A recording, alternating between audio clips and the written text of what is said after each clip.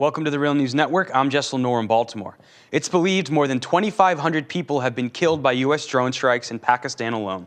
A new website has been launched to identify the victims and challenge U.S. claims that all of those killed are militants. It's called namingthedead.org, and is being launched by the Bureau of Investigative Journalism. Now joining us to discuss this is Medea Benjamin. She's the co-founder of the group Code Pink. Thank you so much for joining us, Medea. Thanks for having me on. So, Medea, the U.S. government has been escalating drone strikes from Pakistan to Yemen. As I mentioned, more than 2,500 people have been killed by drone strikes in Pakistan alone.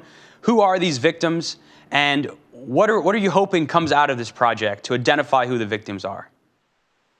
It's very important that the Bureau of Investigative Journalists carry out this project about naming the dead, but it is quite strange that it's a UK media group rather than the US government that is giving us this information.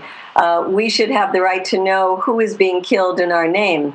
And according to the Naming the Dead project, they have already identified about 600 people of the 2,500 plus who have been killed. About half of those so far they've identified as civilians, and about 100 of them are children. Now, if you ask the U.S. government, they would say almost no civilians have been killed, and they certainly would not acknowledge that children have been killed. So we're looking forward to this project giving us a detailed information about who has been killed, profiles on a number of these people, and we hope to educate the Americans that the drone warfare that our government tells us is so precise is not precise. So, Medea, on the issue of compensation for the victims, has there been any progress on that?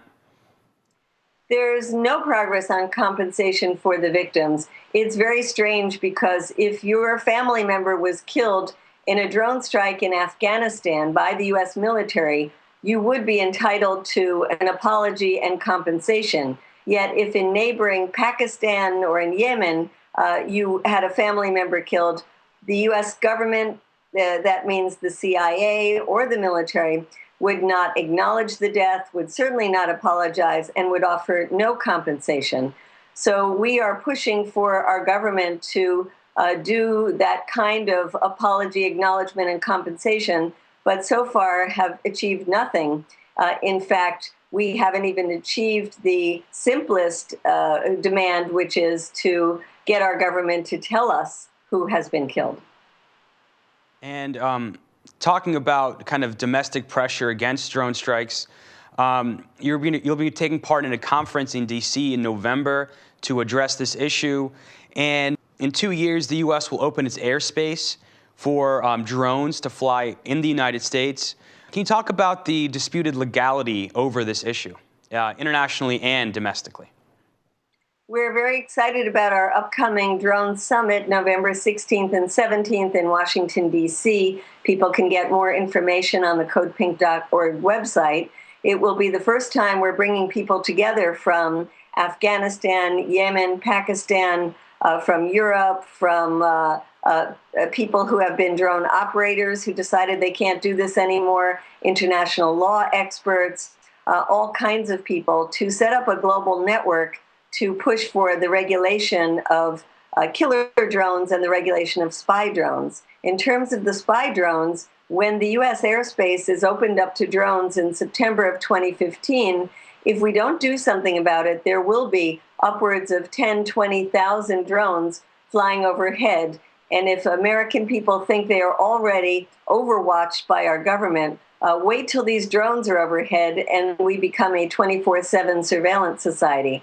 So we are working with communities all over the country on the local, the state, and the national level to try to get regulations in place that would say the drones being used by law enforcement agencies in the United States would have to get a court order before spying on somebody here, and that drones in the United States cannot be weaponized. So these are some very important issues that we, along with other groups, are working on.